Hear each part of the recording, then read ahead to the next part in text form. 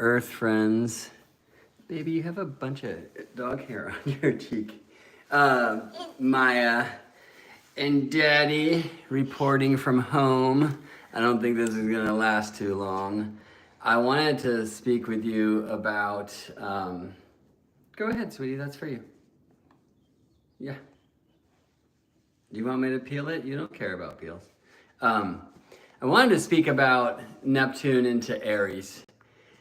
And the one thing I'll say here is, doing the research, like looking back to 1860-ish, Neptune has a 165-year orbit. So that's just kind of easy math to get to last time Neptune ingressed Aries. And then the time before then, although this is only Neptune's second journey across the east point, the Pisces-Aries cusp, since Neptune's discovery in 1846, so that's interesting. But anyway, one thing we can do is kind of look historically, right, to try to understand what this might mean. But I also really encourage you to look at your personal history, right? So for Neptune, I'd have to get into my lineage and into 1860, and I don't know what was going on with my blood lineage then at Civil War times. It'd be interesting to find out.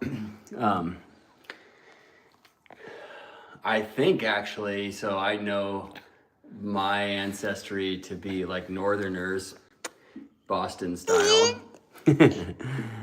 That's part of yours, but you're also Romanian, Russian, maybe. Anyway, but then I think there was like a southern faction of my family tree, so that'd be interesting to find out, right? But when we're looking at Jupiter, okay, well, when's the last time Jupiter went from Gemini to Cancer? As Jupiter will this year, right? I mean, we can do that personally, most of us, maybe more than 2, 3, 5 times, depending on your age, right? But you can also just really pay attention to what's happening in your own personal life, and that's an intriguing thing. And so I'm very interested in what this Neptune ingress into Aries has meant for me personally. Like this morning, I just started looking into 1860. And of course, you get to things leading to the Civil War in the United States. You get war everywhere, always, sadly, terrifyingly. But it led me to the search for the source of the Nile River and this whole just kind of Victorian colonialism, and that's actually something I think I'll speak about at length when I have more time later. And that actually has led me now to doing finally some deeper research into seeking the original name of the place now called Mount Diablo here near where we live. And then that's been an intriguing quest, and I look forward to sharing more, but I hope I can get a bit more educated before I do. But intriguingly, in some of that research, which is like a couple hours after I first typed 1860 into the machine this morning while laying in bed at around 4 a.m., I read that like the creation story around Mount Diablo, or maybe the name of Mount Diablo was like first published in some magazine in 1859, right? So that's this Neptune into Aries time, so that's intriguing. But I just wanted, because thinking that this would only be a short flow because this Mandarin will only last so long,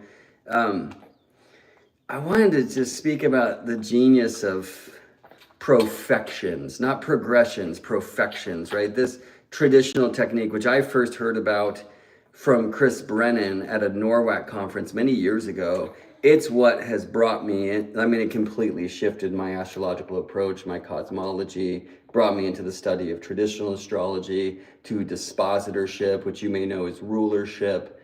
And I just find it to be an intriguing technique that in so many regards, like, it shatters my worldview. I like transits in astrology because I can actually point to something in the sky, at least for the visible planets, whereas like profections is purely a counting technique. It's like a symbolic technique. But anyway, we went on this adventure yesterday, which feels kind of Aries, to a place called the Exploratorium, which might feel Aries as well. Exploration, maybe more Sagittarius.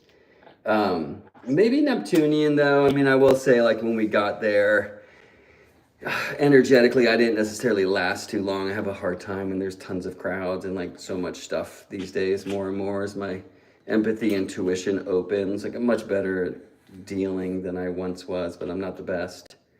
But anyway, the Exploratarium is a place in San Francisco, kind of designed for the young ones to explore science. And yeah, we decided to kind of just spontaneously have this family trip. And we went over there. And it turns out they're having, only until April, so we just caught it, this Moon-Mars eclipse exhibit. So baby was sleeping with Maya by the time we got into the eclipse movie, the short movie. So Koa and I watched this, like, I don't know, 10-minute movie about solar eclipses and the diamond ring and Bailey's beads and all that. And of course, that's interesting at this time because we just had this solar eclipse in Aries. May it bring us all new light for those who are willing to do the shadow play. We're definitely going to change this thing after this, okay? Do you want to get a little closer and say hello? But, you know, a solar eclipse, of course, is Earth, Moon, Sun, right? Lunar eclipses, Sun, Earth, Moon. And then at the exhibit, there's this just like giant inflatable moon on one side of the hall and then a giant inflatable Mars on the other.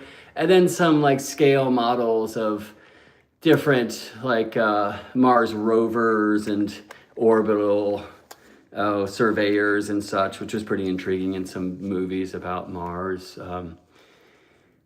So here's the trippy thing.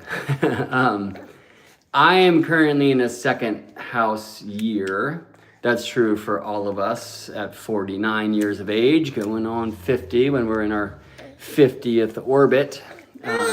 Because we've gone 4 times all the way around the 12 at 48, and then 49 brings us to the second house for the 5th time in our life in this great technique of Profections. And so Gemini rising for me, and so Cancer on the 2nd, so we say I'm in a moon year.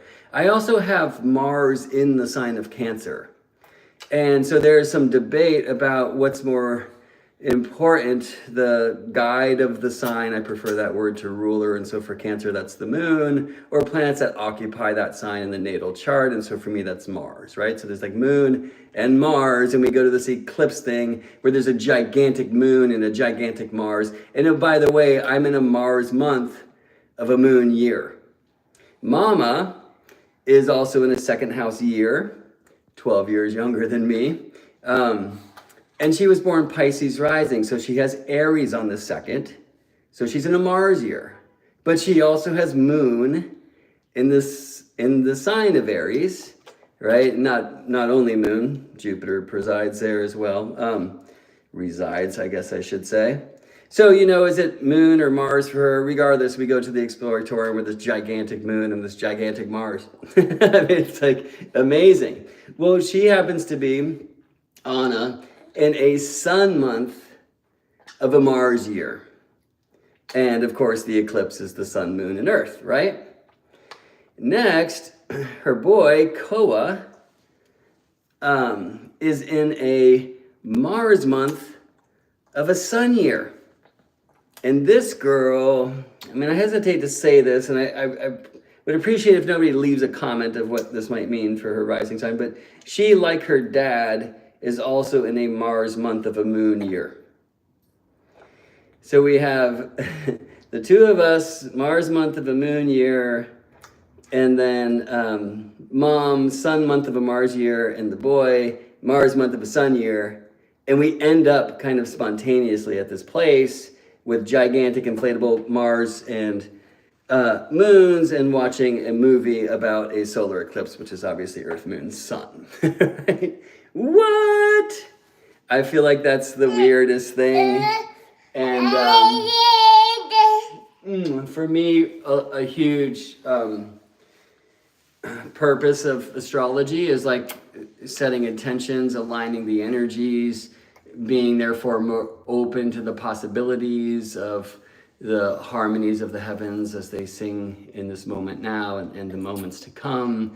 The great gift of astrology as well is looking back and doing a little bit of more, well, clean up on I'll self through some of the understanding and the overstanding of significant life initiations and such, both days, bad and good, you know. But I also really love just experiencing astrology with no intention at all and just living life and then reflecting upon the signs of the times, both globally and personally. And, you know, I'll say it's in a sense really that kind of unintentional experience of the astrology that feels for me most resistant to my inner skeptic, right? Because when I'm doing things intentionally, it's like, okay, well, how much am I creating it? I don't think that's like bad or whatever, right? I think that's actually great. When I'm looking back, I mean, I always say this about astrology, and maybe this would apply here too. It's like, there's so many like variables in our equations. There's so many letters in this language. Sometimes I fear that I could just like manipulate the charts to say anything I want them to, right? And then obviously the skeptic like shuts the whole idea of astrology down in that reflection. But when I'm just kind of out and about and really noticing how strongly the symbols are speaking for my current timings, and not just me, but like a little being like this, and even the most simple little symbolic things like the ones I just explained, it gives me a beautiful reinstatement in my faith in this craft in which I practice, you know, because we really are exploring through the measurable, the astronomy, the immeasurable, the qualities, and in a sense it does in that way require faith, which I don't necessarily see as like some religiosity, but rather just an understanding of the truth of, in other words, a belief in the things we can't see, you know? And maybe there's something very importantly Neptunian in that. Thanks for spending a little time. See you in space. You want to say bye-bye? Bye, y'all.